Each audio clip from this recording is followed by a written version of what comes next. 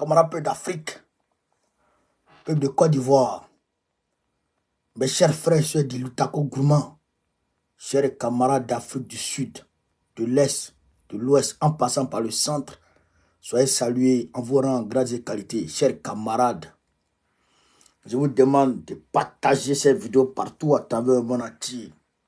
Pompez les cœurs, mettez la vidéo dans tous les sotoclos, tous les plans à yo, tous les crèves-feuillerons, les coffres-feuillerons. Mettez la vidéo partout. Chers camarades, quelque chose d'historique s'est passé aujourd'hui en Côte d'Ivoire. Quelque chose d'historique s'est produit aujourd'hui en Côte d'Ivoire. Je voudrais en parler avec vous. Et bien évidemment, on va bien sûr parler du Congo parce qu'il faut faire une vidéo spéciale. Aujourd'hui, là, je devrais faire une vidéo spéciale sur le Congo. Mais à Maniamé, il faut que je fasse une vidéo spéciale sur ça. Mais on va en parler. Au-delà de ça, il y a une pression, il y a une tension qu'il y a au niveau entre le Mali et puis la Mauritanie. On va en parler, chers camarades peu d'Afrique.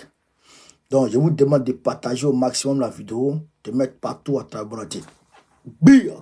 On va commencer la vidéo. Alors donc, je vous avais dit que les jeunes étudiants de l'INFPA de la Côte d'Ivoire étaient sur le point de manifester. Je vous avais dit que les jeunes allaient marcher sur le plateau. Mais les gens n'ont pas cru que les jeunes étaient déterminés et qu'ils pouvaient marcher. Je vous ai dit, donc on est, lui, il éveille les consciences. Lui, il étale les faits. Lui, il oriente, il donne les orientations. Mais ce n'est pas lui qui monte sur le terrain. Camarade, tapoter, TikTok, tapoter. Ce n'est pas lui qui monte sur le terrain. Mais Baron connaît, lui, il explique les choses. Et libre à chacun de prendre la voie qu'il souhaite. Eh bien, les jeunes étudiants ont compris que ce n'est pas Dieu qui va venir leur donner du travail. C'est Draman qui doit leur donner du travail. Ils ont compris que ce n'est pas un marabout qui a faim et qui a besoin de leur argent qui va leur donner du travail. Ce n'est pas les pasteurs escrocs comme le Makosola qui ont faim, qui vivent sur le dos de leurs fidèles qui vont leur donner du travail. Les enfants ont compris que c'est l'État qui doit leur donner du travail. Et donc, ils sont allés aujourd'hui au plateau pour aller demander travail, pour aller demander leur emploi, leur jossi à l'État de Côte d'Ivoire. Chers camarades peu d'Afrique, je voudrais vous demander de mettre beaucoup de cœur. On va ici montrer de quoi il s'agit. Voici la marche. Voici la marche. Ils ont marché aujourd'hui sur le plateau. Ils ont marché aujourd'hui sur le plateau, les jeunes. Ils ont marché sur le plateau. Ouais.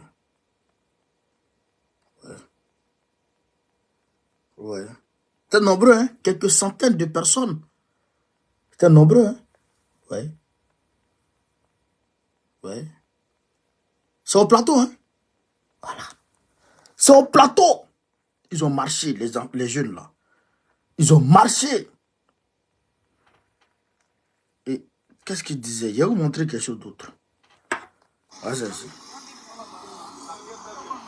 Vas-y. Ils sont au niveau de la caisse table. Vas-y. Partagez la vidéo. Partagez la vidéo, max, dans tous les groupes. On bénit Solo.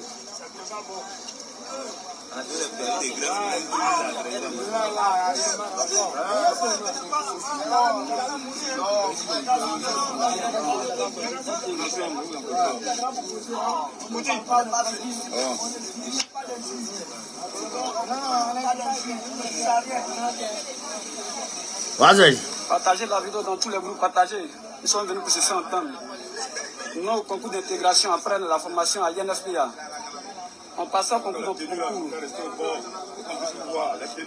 On passe pas concours dans concours. On est fatigué. Ne vous cachez pas avec les tenues. Venez vers ici. Voilà, venez ici. Venez vers ici. On va voir. Ouais, chacun filme ici en direct. Connectez-vous massivement, partagez la vidéo dans tous les groupes. Il y a les jeunes dames dedans, tout ça. Ils sont devant la caisse table. On est venu pour manifester pour nos droits. On ne passe pas concours dans concours. Voilà. Ça change. Ça va grave. Au village, Voilà. partagez la vidéo, partagez dans tous les groupes. Voir cette personne connectée. Mettez le cœur, mettez le cœur. Ok.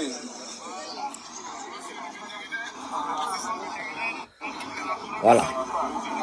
Donc, camarades d'Afrique, vous avez vu les jeunes. Ils ont marché sur le plateau. Ils ont marché pour revendiquer leurs droits. D'abord, ils ont grévé. D'abord, ils ont grévé.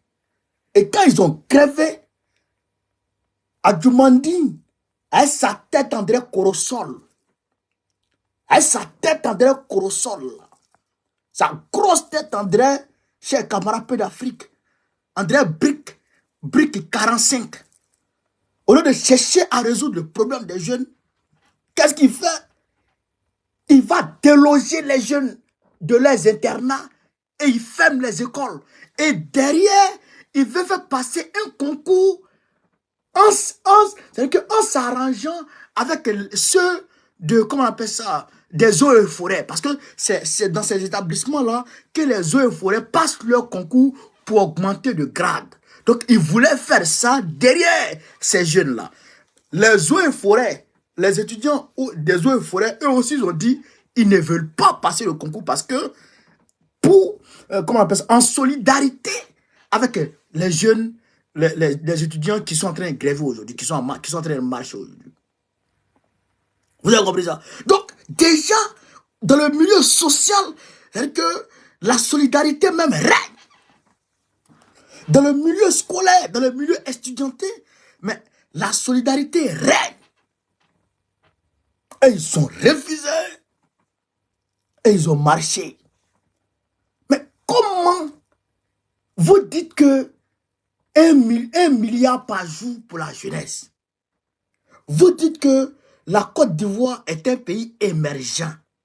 Vous dites que la Côte d'Ivoire est un pays développé. Vous dites que la Côte d'Ivoire, il y a tout. Mais des jeunes qui sont formés pour travailler, pour servir le pays, vous voulez les former pour les jeter dans la rue. Vous, alors que leur formation coûte cher. Leur formation coûte cher, mais malgré tout ça, vous voulez les former et les jeter dans la rue. Mais vous êtes comment? Vous êtes comment? Il y a un problème. Il y a quelque chose qui ne va pas. Chers camarades d'Afrique. Donc, ces jeunes-là ont décidé de prendre leur destin en main parce qu'ils savent que personne ne le fera à leur place. Donc, ils ont marché aujourd'hui. Et il y a beaucoup qui ont été... J'ai appris qu'il y a certains qui ont été arrêtés parce que leur manifestation a été dispersée par la police de Draman. Leur manifestation a été dispersée par la police de Draman. Mais j'interpelle ici Sekambou, le secrétaire général national de la FESI. J'interpelle Sekambou parce que ça aussi, c'est ton devoir. Parce que c'est des étudiants. C'est des étudiants. Ça relève de ta responsabilité ici. Donc, il faut voir clair dans cette affaire. Chers camarades peu d'Afrique, quand on a dit ça, on s'en va un peu. On s'en va petit à petit. On s'en va petit à petit. On va rester toujours en Côte d'Ivoire. Je vais vous présenter une vidéo. Je vais regarder une vidéo, chers camarades Pays d'Afrique. Voilà. Je vais regarder une vidéo.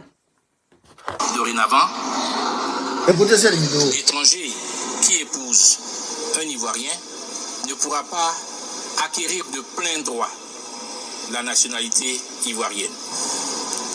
L'acquisition de cette nationalité par le conjoint étranger est soumise à certaines conditions essentielles, dont celle qui consiste à souscrire une déclaration à cet effet devant l'autorité compétente 5 ans à compter de la célébration du mariage.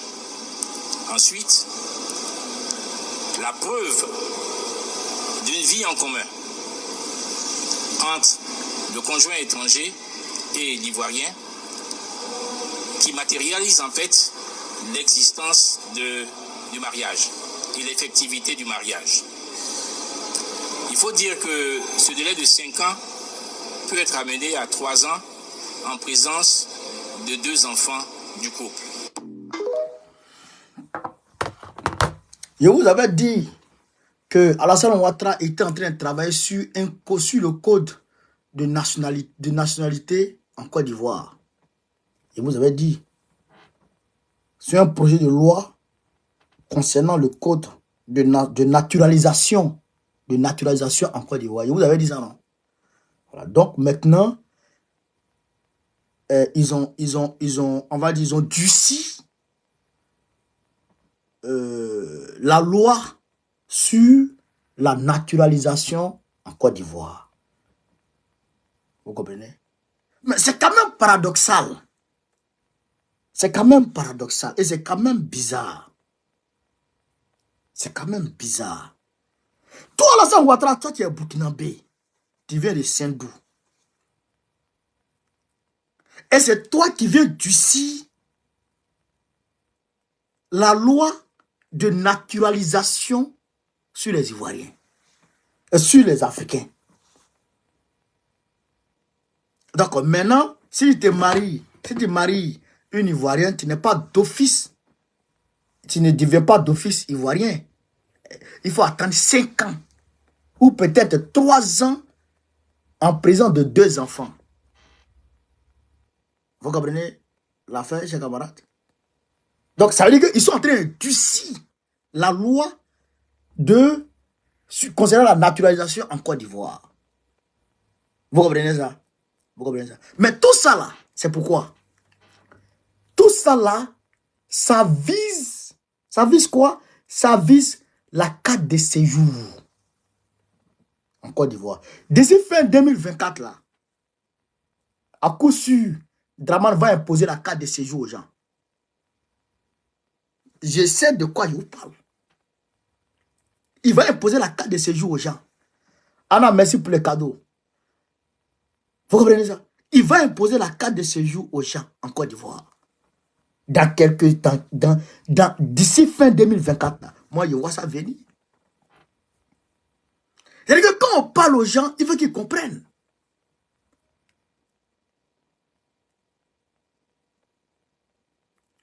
Vous comprenez ça? Mais toi, tu es burkinabé. Dramane, toi, tu es burkinabé. Ton frère est burkinabé. Comment il s'appelle? Bitogo est burkinabé. Kadia Kamara est guinéenne. C'est vous qui êtes remplis dans le gouvernement là. Et c'est vous qui durcissez les lois d'intégration en Côte d'Ivoire. Ben, c'est bizarre. Hein? L'hôpital qui se fout de la charité. C'est bizarre, chers camarades Pays d'Afrique. Est-ce que vous comprenez ce que je veux dire? C'est bizarre. Mais on ne va pas vous laisser faire ça. On va pas vous laisser arriver au cadre de séjour. Ben, si vous arrivez au cadre de séjour, ben, il y a un problème. Il y a un problème. Parce qu'on ne peut pas accepter qu'en Afrique, il y ait cadre de séjour entre nos frères de la CEDEAO. D'ailleurs, parce que déjà, hors CEDEAO, il a déjà établi la carte de séjour hors CEDEAO. Maintenant, C'est à l'intérieur de la CEDEAO maintenant, il va établir la carte de séjour parce que le monsieur Draman, il a un coût de liquidité, il n'a plus l'argent. Crédit est trop sur sa tête. Il n'arrive plus à s'en sortir. Donc il cherche l'argent par tous les moyens. C'est pourquoi il va arracher le terrain des gens, aux gens, pour vendre ça aux investisseurs, aux bailleurs de fonds, pour pouvoir payer crédit. Mais, carte de séjour des frais de la CEDEAO, là, ça va chauffer sur toi. Ben, on ne va pas accepter. On ne va pas accepter ça. Camarades peu d'Afrique, on poursuit. On poursuit notre direct. On poursuit notre direct, chers camarades. On poursuit notre direct. Là, je voudrais ici répondre de façon succincte au Waworo français. Je crois que c'est un général français qui a attaqué, qui a dit qu'ils vont aller en Afrique pour aller défendre leurs intérêts. Voilà, donc je vais répondre à ce gars-là. Mais on va écouter ici déjà la vidéo pour que chacun puisse comprendre de quoi c'est. Ben, j'ai réfléchi. Et l'Europe devront intervenir militairement en Afrique dans les 10 prochaines années. Déclaration choc signée de l'ex-chef d'état-major des armées françaises au micro de nos confrères du Figaro. Un continent entier qui est en train de s'enfoncer dans la destruction des appareils de gouvernement et des États, s'enfonce dans une forme de chaos, de guerre civile dans beaucoup de pays et de plus en plus de pays. En plus, un continent qui va connaître une explosion démographique comme aucun continent n'en a jamais connu. Et donc imaginez que ça se passe là, dans les 10-20 ans qui viennent. Je pense que cet intérêt commun-là devrait un jour faire que l'Europe se décidera à agir comme une entité politique qui ira défendre elle-même ses intérêts, voilà, y compris par le moyen de l'engagement de ses armées. Défendre les intérêts de la France et de l'Europe. Voilà. Donc, vous avez entendu, le gars il dit, l'Afrique va connaître une explosion démographique. On se voit petit à petit, un cher camarade peu d'Afrique. Une explosion démographique que comme aucun autre continent n'a connu. Bon, déjà, un ancien chef d'état-major qui parle comme ça. Bon, il est méconnaissant de l'histoire. Quelle histoire même? De la démographie mondiale. De la démographie mondiale. La Chine fait 1,6 milliard. La Chine continentale. 1,6 milliard. L'Afrique fait 3 fois la Chine. La superficie de la Chine. La superficie de l'Afrique fait 3 fois la superficie de la Chine. Est-ce que vous comprenez ça?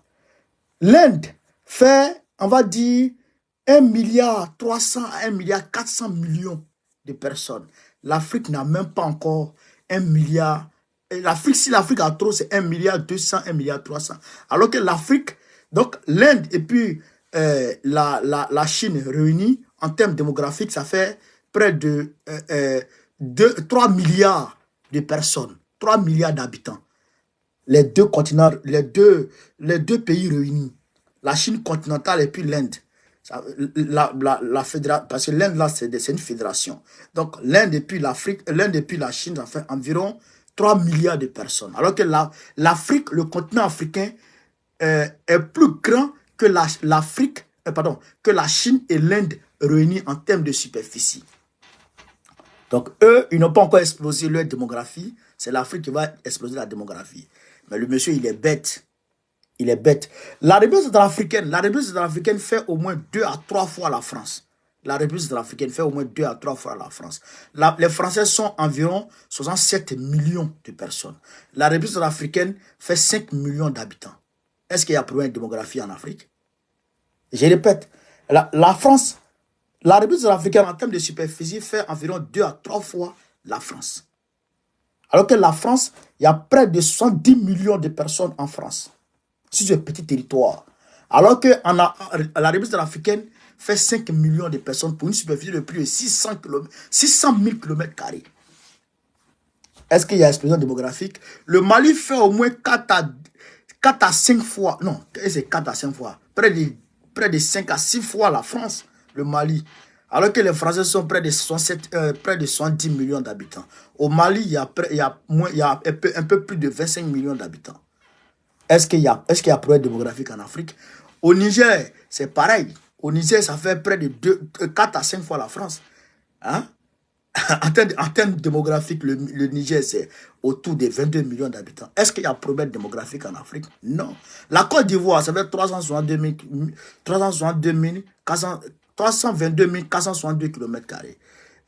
La Côte d'Ivoire, on est à peu près 30 millions d'habitants. Est-ce qu'il y a problème démographique en Côte d'Ivoire? Non, il n'y a pas de problème démographique chez nous. Monsieur l'ancien chef d'état-major, il faut aller remettre ton logiciel à jour. Il n'y a pas de problème démographique en Afrique. Voilà. Au-delà de ça, il a dit quoi? Il a dit non, que la France, l'Afrique est en train de casser l'architecture démocratique. L'Afrique met en mal ses propres dirigeants et tout.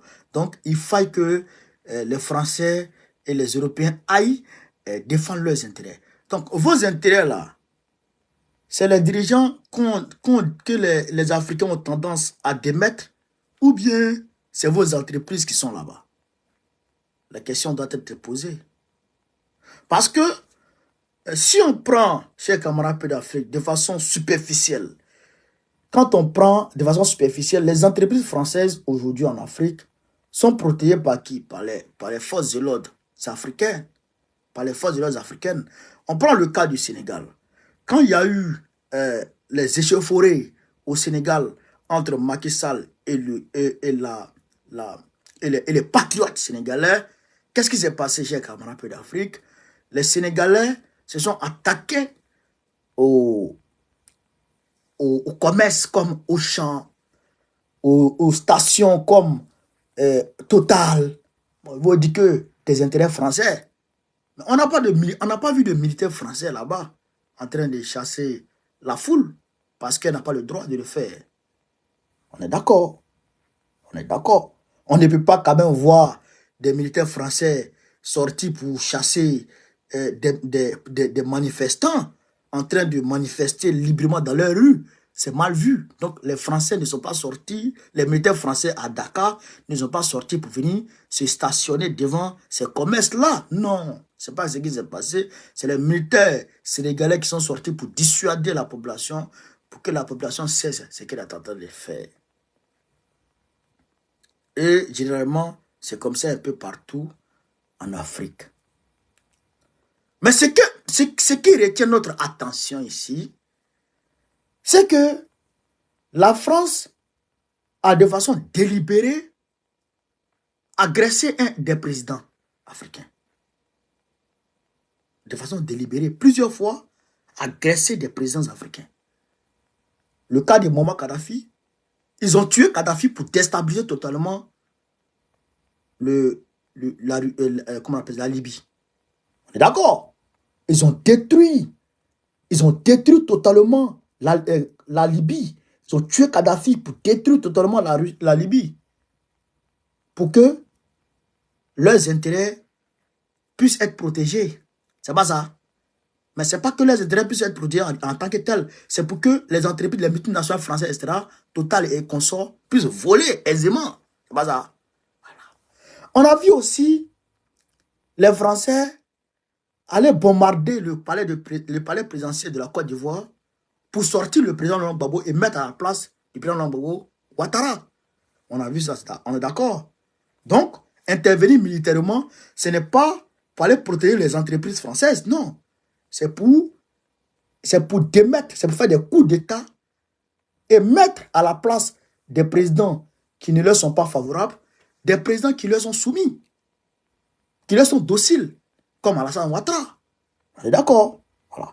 On a vu aussi au Niger, quand Bazoum a été renversé par les patriotes du Niger, la France a de façon militaire décidé d'aller bombarder le palais du président Tchiani sortir le président Pichani et rétablir Bazoum. Là encore, on réalise que ce n'est pas à cause d'Areva qui était de l'autre côté là-bas. Parce que personne n'a touché Areva. Même le peuple nigérien, qui est un peuple civilisé, qui est un peuple, je dirais, républicain, qui est un peuple, comment on appelle ça, qui fait preuve de civisme, n'est pas allé agresser les intérêts français. Aucune entreprise française n'a été touchée. Mais pourquoi la France voulait intervenir au Niger? Ce n'est pas à cause de ses intérêts, et ce n'est pas à cause des entreprises. Non, c'est pour que le régime qui est là leur soit soumis, pour qu'ils puissent faire tout ce qu'ils veulent. D'accord? Donc, quand il dit aller protéger les intérêts, ce n'est pas dans le sens d'aller protéger les entreprises qui sont là-bas. Non, c'est pour aller, on va dire, changer de régime. On a vu en République centrafricaine, le cas centrafricain est un cas école. Chers camarades d'Afrique, il faut qu'on vous explique un peu. La France a installé David Dacko, après avoir tué le président, le patriote Barthélemy Bokanda, qui a été frappé pendant qu'il était en vol. Son avion a été bombardé et il est mort. Ils ont installé David Dacko. Après David Dacko, parce que David Dacko ne voulait plus travailler, il voulait diversifier ses partenariats, ils ont enlevé David Dacko, ils ont mis Bokassa Premier. Bokassa Premier, quand ils sont tournés vers la Libye, ils ont enlevé Bokassa Premier, ils ont mis David Dacko. Quand David Dacko a commencé à parler encore, ils ont mis, je crois, Bédé Patassé. Après, ils ont mis, comment on appelle ça, Bozizé. Après Bozizé, ils ont enlevé Bozizé, ils ont mis Djeté Dioua. Quand Djeté Dioua aussi n'arrangeait pas les choses, Touadéra est venu avec leur accord. Maintenant, quand Touadéra a voulu diversifier ses partenariats pour essayer de faire profiter profiter les Centrafricains des ressources naturelles de la République centrafricaine, eh bien, ils ont tenté encore d'enlever Touadéra pour installer, je ne sais pas qui d'autre. Le même Bozizé, je pense, parce que c'est Bozizé qui a la tête aujourd'hui de la rébellion centrafricaine. Vous comprenez là? Donc, ce n'est pas une question d'aller protéger leurs intérêts dans le sens d'aller mettre autour des entreprises françaises, des militaires français pour protéger ces entreprises-là. Non. C'est dans le sens de démettre les régimes qui sont en place et de mettre à la place de ces régimes-là des hommes qui leur sont dociles, des valets.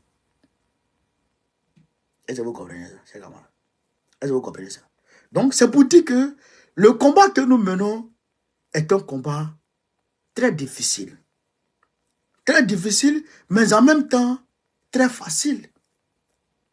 Est-ce que vous comprenez ça? Très difficile, mais très facile. Très difficile, pourquoi? Parce que nous aurons toujours des traites qui vont accepter de collaborer avec les Français.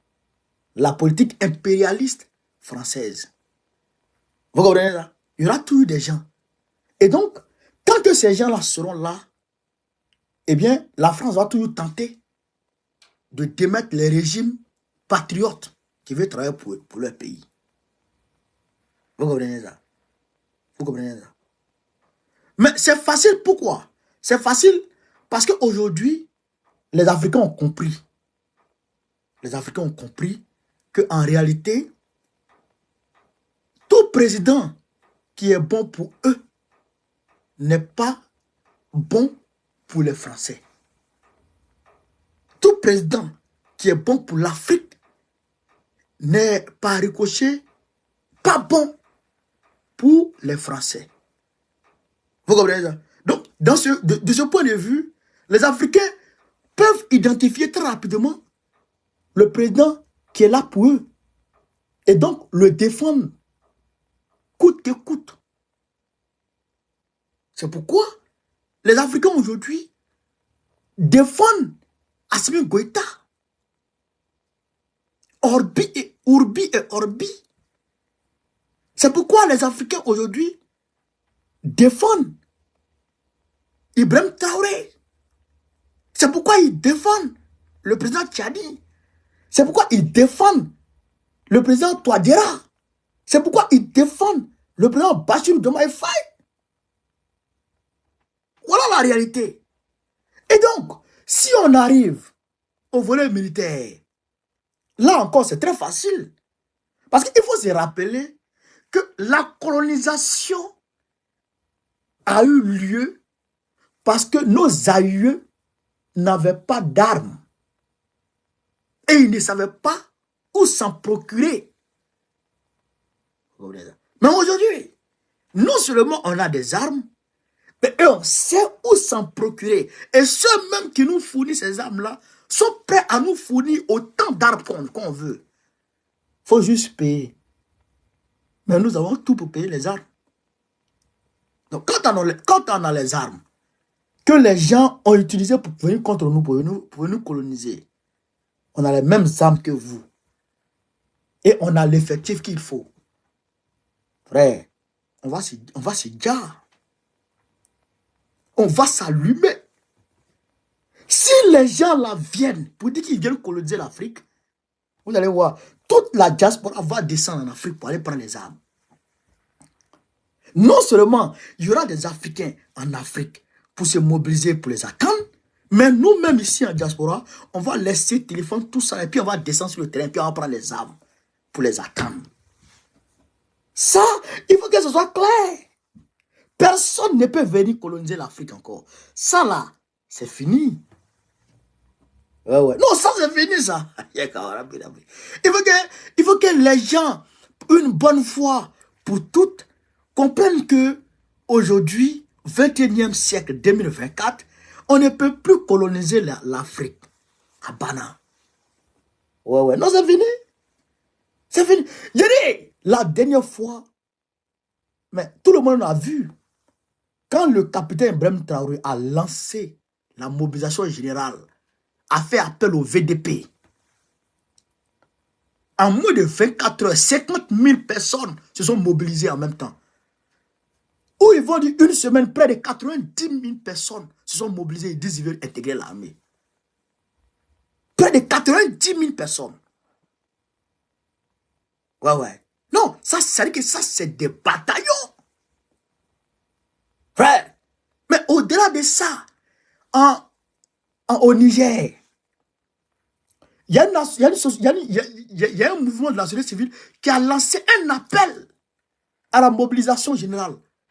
Mais ils ne s'entendaient pas au monde qu'ils allaient voir, au monde auquel ils allaient faire face. Tous les jeunes Nigériens sont sortis pour dire qu'ils veulent s'enrôler dans l'armée. Eux-mêmes, ils étaient obligés de reporter l'enrôlement. Ils ne pouvaient pas enrôler tout le monde qui était dehors. Pour dire qu'aujourd'hui, les Africains ont compris. Et les Africains sont prêts à mourir pour leur terre. Ça là, ça ne doit plus être déniable à qui que ce soit. Il faut que les gens comprennent ça. Qu'on ne va plus accepter. Non, ça c'est fini. Ça c'est fini. Comment? Ce que vous avez fait à nos aïeux. Mais il ne faut pas les en vouloir. Nos aïeux, là, il ne faut pas les en vouloir. Hein. Ils n'avaient pas d'armes. Ils n'avaient pas d'armes. Et la traite négrière a fait que l'Afrique a accusé un retard de près de 400 ans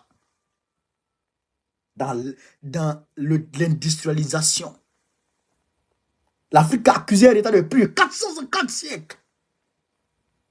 Non, vous savez qu'ils ont passé leur temps à se cacher des comment on appelle ça, des esclavagistes. Ils ont passé leur temps à se cacher, à voyager d'un point A à un point B, d'un point B à un pour échapper aux esclavagistes. Donc, ils ont accusé un retard de plus de 4 siècles. Mais ce retard-là, on est en train de le rattraper à grande vitesse. Aujourd'hui, les Africains fabriquent voitures. Il y a des jeunes qui ne vont même pas à l'école. Il n'est pas parti à l'école, puis il regarde la voiture, puis il fabrique. puis ils fabriquent voitures. Ouais. Donc, ce retard-là, non, on va rattraper ça. Non, on va rattraper. Et donc, quand on rattrape ce retard, on ne peut plus nous manipuler. On ne peut plus nous manipuler, chers camarades pédagogues. Ça, c'est une réalité. Il faut que les gens comprennent ça. Qu'aujourd'hui, là, celui qui va venir pour dire que je viens coloniser l'Afrique encore, il fera face à une résistance qu'il ne pouvait jamais s'imaginer. Une résistance farouche qui va le chasser. Et quand lui-même va dépasser de là où il vient. Allez dire ça au Waworo là. C'est moi qui vous dit ça. S'ils ne croient pas, ils n'ont qu'à essayer. S'ils ne croient pas, ils n'ont qu'à essayer. Ils vont prendre drap. Carrément. Tu vas venir défendre tes intérêts. Toi, nous, nos intérêts qui sont ici là, qui est venu défendre ça? Plaisantin. Waworo Kodjoubou. Chers camarades peu d'Afrique, on va avancer petit à petit. On est là pour avancer, on va avancer. On est là pour avancer, on va avancer. Donc là, il y a une tension entre la Mauritanie et le Mali. La dernière fois, quand j'ai fait le rapprochement entre la visite du président Bassirou Diomaye Faye en Mauritanie et la visite du ministre des Affaires étrangères de la Mauritanie au Mali, j'ai fait erreur. En réalité, ça n'avait rien à voir. Vous comprenez? Je vais vous expliquer l'objet réel de la visite du ministre mauritanien au Mali. Le ministre mauritanien de la Défense, voilà, de la Défense débarque à Bamako au Mali samedi où il s'est entretenu avec le président de la transition malienne, Assimi Goïta, dans un contexte de tension croissante à la frontière. Selon les précisions maliennes, le président de la transition, son excellence Assimi Goïta, chef de l'État, a accordé samedi au palais de Koulouba une audience à une délégation mauritanienne dirigée par le ministre de la Défense nationale de la République islamique de Mauritanie, Anana Ould Sidi. Les relations entre la Mauritanie et le Mali sont tumultueuses depuis des incidents récents à la frontière. Il y a environ 2 semaines, la Mauritanie a accusé le Mali et le groupe mercenaire, d'après leur appellation là-bas, d'avoir poursuivi des hommes armés à travers la frontière vers le territoire mauritanien et fait des victimes parmi les civils. Selon une source sécuritaire, plusieurs civils mauritaniens ont été tués par l'armée malienne et les combattants et les amis russes dans le camp mauritanien à la frontière. Nous avons envoyé des preuves à Bamako, a-t-elle affirmé. Lors de l'entretien le samedi, le ministre Ould a salué les relations fraternelles et historiques entre les pays voisins. Et voilà. Donc, vous avez compris. Je voudrais ici qu'on fasse un break et qu'on réfléchisse ensemble, vous et moi. Et qu'on réfléchisse ensemble, chers camarades. Regardez le paysage politique malien aujourd'hui. Et d'ailleurs le paysage politique de l'AES. Regardez aujourd'hui. Qu'est-ce qui se passe? Qu'est-ce qui se passe?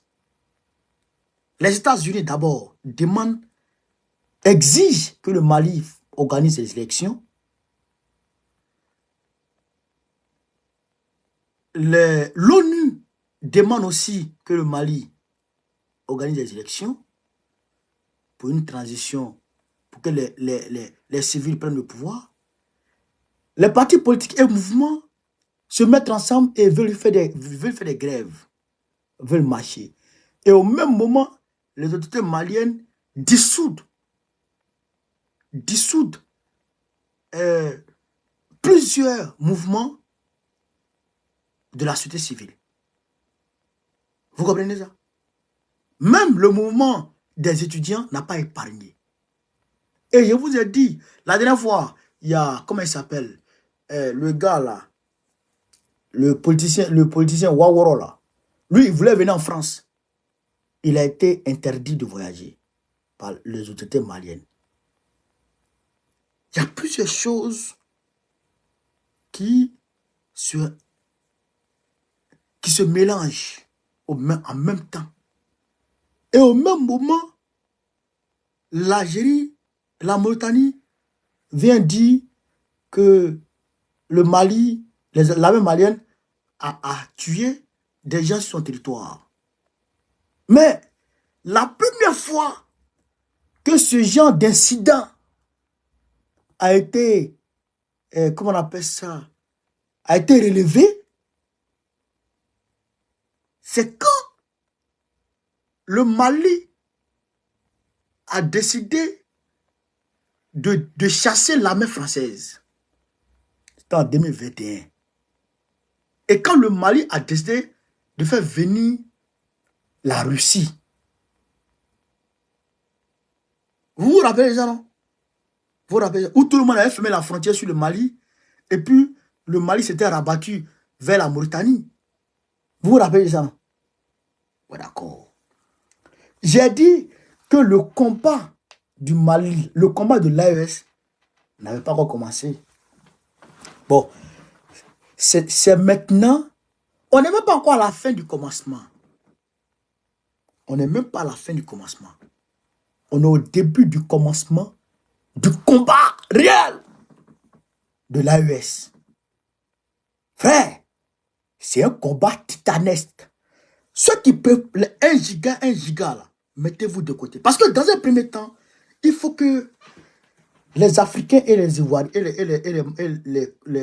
peuples de l'AES aient la ferme conviction que leurs leaders là sont vrais. Dans un premier temps, il faut te convaincre toi-même. Il faut faire un travail pour toi, pour te convaincre, pour dire que Assimi, Ibrahim, Tiani sont des vrais gars. Ils travaillent pour le peuple dans un premier temps. Deuxièmement, il faut être d'accord avec tous ceux qui vont entreprendre. Ça là, il faut que toi-même tu fasses un travail sur toi. Ouais. Il faut que toi-même tu te dises, tout ce que ceux-là vont faire, là, tous les actes qu'ils vont poser, c'est dans l'intérêt des peuples. Ça peut sembler, dans un premier temps, à vue d'œil, un peu gauche ou droite. Mais dans le fond, c'est la réalité. Quand la France a décidé, avec Jean-Yves Le Drian et Macron, le petit baveux, d'isoler le Mali, et que la CEDEAO s'était exécutée, et que le Mali s'était rabattu vers la Mauritanie, il y a eu ce même incident qui a été relevé. Ils ont dit que le Mali avait tué des gens, des Mauritaniens. Aujourd'hui, où Jean-Yves Le Drian est dans le Sahel, où il est en train de payer tous les mouvements pour essayer de renverser Assimi Goïta et pour pousser Assimi Goïta à aller aux élections, malgré les tensions qu'il y a encore au Mali, malgré la guerre qu'il y a encore au Mali. C'est à ce moment-là qu'on nous dit que l'armée malienne est rentrée en territoire mauritanien pour aller tuer des Mauritaniens. Aïe. Et ils disent qu'ils ont des preuves. Aïe.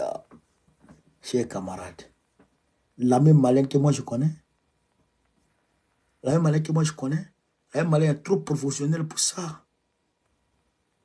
L'armée malienne est trop professionnelle pour ça. Mais pourquoi l'Algérie n'a pas dit? Pourquoi la Côte d'Ivoire ne dit pas? Pourquoi le Sénégal ne dit pas ça? Pourquoi la Guinée ne dit pas ça? Et d'ailleurs, le Niger, avec lequel le Mali avait des tensions, sous le régime de Bazoum, qui passait tout son temps à tirer à boulet rouge sur Assimi Goïta, pourquoi tout ça ne s'est pas passé? Et c'est maintenant que ça se passe. Nous demandons au régime, je dirais raciste, mauritanien, de se tranquilliser. Nous demandons au régime, je répète, raciste, mauritanien, de se calmer. Le Mali et l'AES représentent la prunelle de nos yeux. Il faut vous tranquilliser. Ceux qui vous envoient là, il faut leur dire que vous avez en face de vous des hommes et des femmes prêts à tout pour protéger leur dignité et leur souveraineté. Et que ces personnes-là ne céderont pas facilement à vos chantages. On avait le Mali, c'est Assimi Goïta, c'est la même Malienne qui va se lever pour aller tuer les gens sur ton territoire. Ils sont fous. Ils sont fous. Mais la même chose se fait au Burkina Faso. C'est parce que souvent même, je pense que c'est une chose. Ils vont dire, non, le Mali, l'armée burkinabé a porté, l'armée burkinabé est allée tuer son peuple. C'est quoi ça? L'armée burkinabé est allée tirer sur un village pour tuer tout le monde. C'est quoi ça? C'est quoi ça? Mais Ibé a dit, il y a ce qu'on appelle la perfidie dans le milieu militaire. Et que les gars peuvent s'habiller en tenue militaire burkinabé et aller commettre les exactions pour imputer ça à l'armée burkinabé. Mais qu'est-ce qui prouve que ce n'est pas la même chose qui s'est produite là-bas, en Mauritanie? Qu'est-ce qui prouve que ce n'est pas la même chose? L'armée malienne n'est pas comme ça. Elle est professionnelle. Elle ne se comporte pas comme ça. Elle ne va pas sur le territoire, sur les territoires non autorisés pour aller faire des choses. Si c'était le cas là, il y a longtemps, l'armée malienne était rentrée au Niger, sous Bazoum. Parce que la Croix-Rouge même, d'après certains témoignages, la Croix-Rouge prenait les terroristes pour aller les soigner là-bas à Niamey. Oui. L'armée malienne ne les a jamais poursuivis. Quand elle arrive à sa frontière, elle stoppe. En 2022, si ma mémoire est bonne, ils ont fait la même chose entre le Tchad et puis la République centrafricaine. Ils ont dit que les Centrafricains sont allés sur avec les Russes. Que les Russes et les Centrafricains, l'armée centrafricaine et puis les Russes sont rentrés sur le territoire tchadien pour aller frapper les rebelles là-bas, de Bozizé.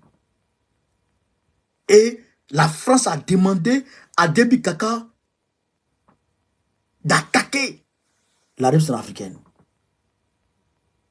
Mais grâce à la sagesse croissante de Fossé Touadéra, on a pu éviter ça. Parce qu'on sait l'objectif recherché derrière. On sait l'objectif qui est recherché derrière. Vous comprenez ça? Donc, il faut que le régime algérien se tranquillise. Il faut vous tranquilliser. Parce que nous, on est prêts. Nous, on est prêts. Non, ça, j'ai dit à tout le monde, nous, on est prêts. Ah non, non, ça ne m'amuse pas. L'AES, là. Non, ça ne m'amuse pas, ça. L'AES, la République africaine. Le Sénégal. Non, ça, c'est nos acquis, ça. Ça, c'est nos acquis, ça. On ne s'amuse pas, ça. Hein? Voilà. C'est pourquoi le Waworo, l'ancien chef d'état-major français, là, dit qu'ils vont envoyer leurs armées pour aller nous faire truc. Vous ne pouvez rien faire. Vous ne pouvez rien faire. On va se laisser dans le pays, là. Chers camarades d'Afrique, je vous demande de faire le maximum de partage. Quand on a dit ça, on s'envole pour la RDC. On s'envole pour la RDC. Après, on va dire 2 mots au Togo. Voilà. Partagez au maximum la vidéo, chers camarades d'Afrique. Partagez au maximum. Là, on a à peu près 1000 personnes. Il est minuit 30 à Paris. Partagez, continuez à pomper les cœurs. On dit ici, 5 groupes armés en Ituri s'engagent à cesser les hostilités en présence de Bemba. Donc, 5 groupes armés se sont engagés à mettre fin aux hostilités en Ituri, dans le nord-est du pays, en présence du vice-président, ministre de la Défense Jean-Pierre Bemba. Vice-premier ministre, top moi, vice-premier ministre. Pour marquer leur décision, ces groupes armés ont signé un acte de désengagement pour une cessation immédiate des hostilités à Bunia et en présence du premier. Cette initiative, voilà, c'est Codeco, FRPI, FPIC, Autodéfense, Mampi. Voilà, voici les 5 groupes.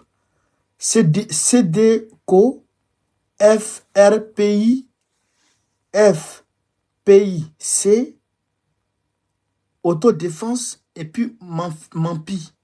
1, 2, 3, 4, 5. Voilà. Voici les groupes qui ont déposé les armes aujourd'hui, hier ou aujourd'hui devant. Mais aujourd'hui, hier aujourd'hui, Goma est presque sous contrôle du M23. Les groupes là, ça c'est les groupes ça c'est des dérivés. Ça c'est des dérivés du M23 en réalité. Bon, comme comment ça s'appelle, Tshisekedi est bête. Tshisekedi que vous voyez là. Non, il n'est pas bête. Il sait pourquoi il est là. Il sait pourquoi il est là. Et il joue bien son jeu. Mais tu ne peux pas nous avoir, nous là, nous les personnes averties, tu ne peux pas nous avoir. Tu es un vulgaire populiste, hypocrite. Nous là, tu ne peux pas nous avoir. Tu sais ce qu'il dit. En réalité, c'est le M23 la principale menace. Le M23, c'est lui qui fait rage dans le pays. Et donc, quand on veut discuter, le M23 crée des mouvements. Et ces mouvements vont s'asseoir à la table pour discuter avec toi. Et donc, tu fais un semblant de discussion devant ton peuple. Alors qu'en réalité, derrière, le M23 continue les exactions. Aujourd'hui, à Goma, hier aujourd'hui à Goma, il y a eu des massacres. Des massacres. Mais on ne négocie pas avec ces gens-là. On ne négocie pas avec ces gens-là. On les frappe. On les traque. D'après Poutine, même dans les chiottes, on va les chercher. Et on les envoie vers Dieu qui va les juger. Frère, Congolais, Congolaises, je le redis encore. Tshisekedi là, Tshisekedi c'est le premier ennemi du peuple congolais. Le premier ennemi du peuple congolais, c'est Tshisekedi. Pendant la CAN, vous avez vu le brouhaha qu'il y a eu. Le vacarme qu'il y a eu pendant la CAN, où on faisait comme ça. Ça en est où aujourd'hui? J'ai dit à l'époque, j'ai dit c'est bien beau ce qui se passe là. Mais j'ai dit dans quelques jours, dans quelques mois, tout ça va disparaître. Parce que Tshisekedi c'est un homme de buzz. C'est un homme de buzz. Il fait le buzz. Et il avance de buzz en buzz. Ben, il connaît la mentalité du peuple congolais. C'est ça, c'est ce qu'il dit. C'est un homme de buzz. Le président Tchani, il a regardé la situation. Les Américains étaient entassés dans le nord, vers Agadez. Il dit, il va faire venir les Russes. Et les Américains disent, non, les Russes ne viennent pas. Il dit, ah bon? Il dit, ouais. Il a signé son contrat avec les Russes. Son contrat d'armement. Il a appelé Poutine pour confirmer. Il envoie une délégation là-bas. Et Papi Joe, avec son cerveau rouillé, envoie une petite dévergondée, insolente, mal éduquée, mal élevée, pour lui manquer de respect au président Tchani. Il a renvoyé ça déjà. Et il dit, bon, vos armées là, vont vous suivre. Frère, quand il a dit l'armée s'en va, les Américains disent on va discuter. Il a envoyé ses gars pour aller assiéger la position de l'armée américaine. C'est bon qu'on qui vous dit ça. L'armée nigérienne a assiégé l'armée américaine. Celui qui bouge en m'a doutré. Lui qui bouge, on le met à terre. Comme ce que les Maliens ont fait aux Français là. Où ils ont envoyé des détachements des militaires maliens pour surveiller les mouvements des Français. C'est ce que Tchani a fait. Dans le silence. Je ne vous ai pas dit que les Américains, c'est des jouisseurs, des vulgaires peureux, des haut-parleurs, des d'Abachi seulement, des oba-oba. Je ne vous ai pas dit que Aydin les a frappés en 94-95. Je ne vous ai pas dit ça. Botter le cul. Je ne vous ai pas dit que les Vietnamiens les ont frappés. Et quand le président Nixon a été obligé de décrocher le dollar sur l'or pour devenir pétrodollar, et puis lui-même il a été chassé par le Congrès américain. Je ne vous ai pas dit ça. Et aujourd'hui, le président Tchani a montré l'illustration parfaite. Chasser les Waworo. Et les Russes sont arrivés. Et ils sont en train de partir petit à petit. Et il ne peut rien se passer. C'est ce qui se passe au Congo. Les Américains sont les pourvoyeurs des terreaux. C'est eux. Les Américains, c'est eux. Le M23, là, c'est eux. Les Américains, c'est leurs éléments. Les Américains puis les Anglais, c'est leurs éléments, les M23. C'est leurs amis, les M23. C'est ça qui est la vérité. Et qui c'est qu'elle dit? Au lieu d'aller chercher, lui, ses propres amis, mais il va faire amitié avec les amis des M23. Bon, comment l'ami des M23 peut être toi ton ami? Et puis tu vas t'en sortir. Comment? On n'est pas obligé d'aller à l'école pour comprendre ça. L'ami de mon ami est mon ami. Madou et puis Breman sont amis. Solo devient ami de Madou. Automatiquement, il va devenir ami de Breman. Facile. Alors que ce qu'il dit, il joue que par les Américains. Alors que quand tu es ami avec les Américains, tu ne peux pas être ami avec les Russes. Là, ça ne marche pas. Ça ne marche pas. Il faut faire un choix.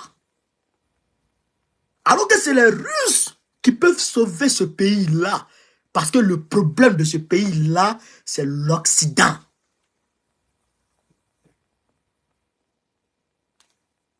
C'est ça qui est la vérité.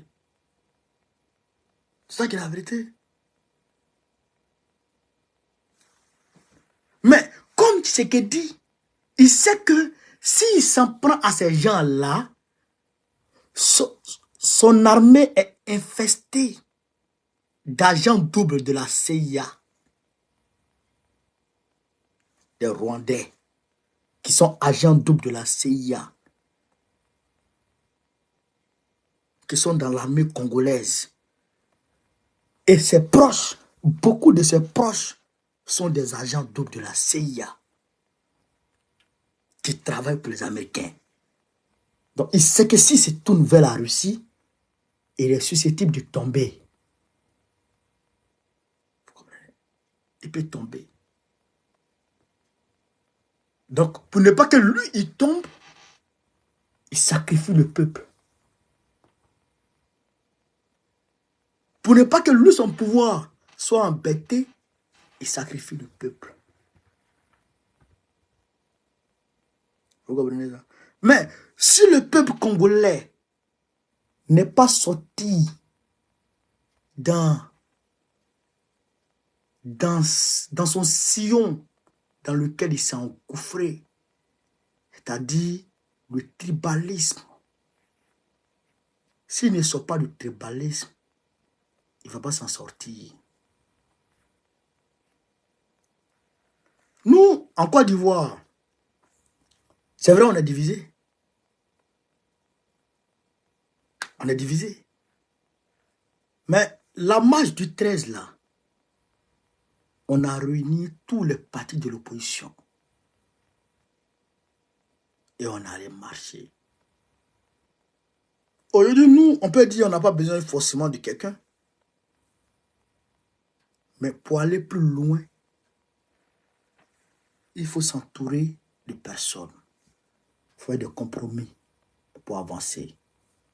Est-ce que le président Gbagbo nous a montré comme chemin? Il a fait amitié, pas formelle, mais amitié fraternelle avec tous les partis de l'opposition. Et ceux qui sont de l'opposition significative, pas l'opposition qui est affiliée au parti au pouvoir, mais l'opposition qui veut un changement. Et on avance ensemble. Je pense que c'est ce que le peuple congolais devrait faire. Vos leaders, là, beaucoup d'entre eux sont des vendus. Il faut une rétrospection pour que le peuple congolais lui-même, il puisse créer sa voie à suivre. Pour ensuite construire un chemin politique réel pour faire partie de tous ces vauriens-là. Voilà la vérité, chers camarades d'Afrique. Voilà la vérité. Et donc, c'est ce que je voulais vous dire. Au Togo, la loi est passée. La loi de Faure Gnassingbé est passée. Où maintenant, c'est les députés qui doivent élire le président de la République. La loi est passée. Maintenant, il veut faire un semblant de panafricanisme en demandant, en suspendant France 24 depuis RFI pour que les panafricains soient séduits et le suivent. Mais nous ne sommes pas des moutons forts. Moi en particulier, je ne suis pas un mouton. Pourquoi tu as peur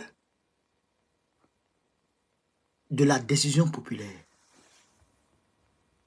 Pourquoi? Qu'est-ce qui fait que toi, tu as peur de demander au peuple, est-ce que vous voulez de moi? C'est-à-dire que toi, tu n'es pas bon avec ton peuple. Poutine a fait un référendum et il a gagné. Le référendum, il a gagné. Il a demandé au peuple, est-ce que vous voulez qu'on change la constitution, cette disposition de la constitution? Le peuple russe a voté oui à près de 60%. Il a gagné. Et il peut se donner le nom de mandat qu'il souhaite. D'accord. Et là encore, il a fait élection. Il a fait campagne, il a fait élection. Son peuple l'a élu encore. Son peuple lui a renouvelé sa confiance. Assimi Goïta a fait un référendum. Il a demandé au peuple, est-ce que vous voulez cette disposition de la Constitution? Non, est-ce que vous voulez une réforme de la Constitution? Le peuple dit oui à une très large majorité. Bon. Pourquoi toi, tu ne veux pas demander au peuple si oui ou non il veut changer la Constitution? Pourquoi tu ne demandes pas au peuple? C'est que tu as peur de la réponse que le peuple va te donner. Et ce qui t'amène à demander à tes députés corrompus de prendre cette loi. Et comme les médias en parlent, tu vas suspendre Femme 4 et RFI. Ce n'est pas sur des bases, on va dire, électoralistes, que le Mali, le Burkina Faso, le Niger ont suspendu ces médias-là. Non, c'est parce que ces médias-là détournaient la vérité, mentaient, étaient au service des terreaux par rapport au régime qui était en place. Mais toi, ce n'est pas le cas. Toi, tu te comportes comme Ali Bongo. Tu te comportes comme Ali Bongo. Mais si tu ne fais pas attention, tu vas subir un coup d'état et on va applaudir. Fort. Si tu ne fais pas attention, tu vas subir un coup d'état et on va applaudir. Et je demande au peuple congolais de se mobiliser. Togolais, de se mobiliser contre toi et de te chasser.